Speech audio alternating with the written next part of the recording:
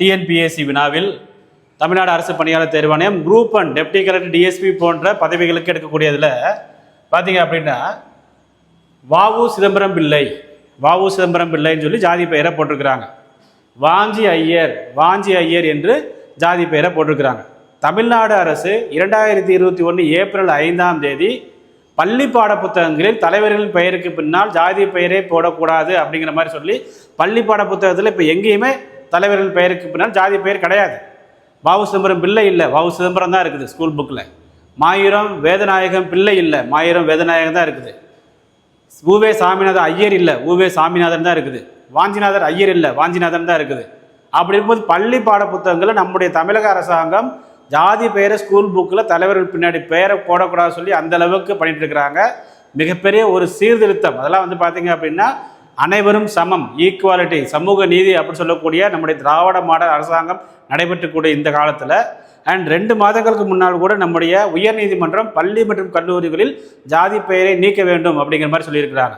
So இந்த அளவுக்கு ஒரு 21ஆம் நூற்றாண்டில் வந்து பார்த்தீங்க அப்படின்னா ஜாதி பெயர் இருக்கக்கூடாதுன்னு சொல்லி நீங்கள் இந்தியாவில் எந்த மாநிலங்களிலும் பெயருக்கு முன்னாடி ஜாதி பெயர் இருக்கும், தமிழ்நாட்டில் மட்டும் கிடையாது.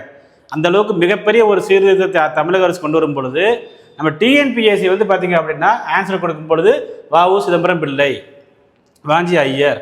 அப்போ என்ன மறைமுகமாக டிஎன்பிஎஸ்சி வந்து பார்த்தீங்கன்னா ஜாதியை ஊக்குவிக்கிறதா அப்படிங்கிற ஒரு கேள்வி இங்கே எழுகிறது.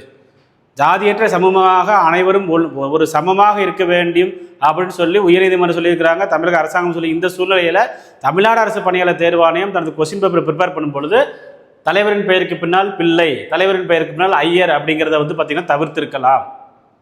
ஸோ இதில் என்ன இன்னொரு முக்கியமான ஒரு விஷயம் அப்படின்னா, இதே கேள்வியில் வந்து இன்னொரு முக்கியமான ஒரு கேள்வி, சுப்பிரமணிய ஐயர்.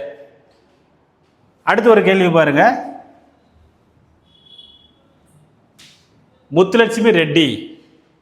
பட் பெரியாரை பொறுத்தளவு ஈவே ராமசாமி நாயக்கர் போடலை, அப்போ வந்து பெரியாருக்கு பெயருக்கு பின்னால் மட்டும்தான் ஜாதியை ஒழிக்க வேண்டும் என்று டிஎன்பிஎஸ்சி நினைத்து கொண்டிருக்கிறதா? ஜாதி ஒழிப்பு என்பது பெரியாருடைய முக்கியமான ஒரு கோரிக்கை, முக்கியமான ஒரு கொள்கை. இன்று வந்து தமிழ்நாட்டில் வந்து பார்த்தீங்க அப்படின்னா ஜாதி ஒழிந்திருக்கிறது என்று அதுக்கு முக்கியமான காரணம் பெரியார்.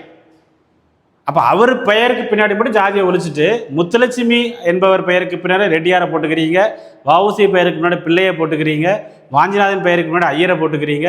இத்தனைக்கும் பள்ளி பாட புத்தகங்களில், நம்முடைய பள்ளி பாட புத்தகங்களில் எங்கேயுமே தலைவர்களின் பெயருக்கு முன்னால் ஜாதி கிடையாது. பள்ளி கல்லூரிகளில் ஜாதி பெயர்களை வைத்து அந்த பெயர்கள் பள்ளி பெயர் கல்லூரி பெயர் இருக்கக்கூடாது உயர்நீதிமன்றம் உத்தரவிட்டுள்ளது. இவ்வளவு சீர்திருத்தங்கள் நடந்து கொண்டிருக்கும் பொழுது ஒரு அரசு பணிக்கு ஒருவர் வருகிறார் என்றால்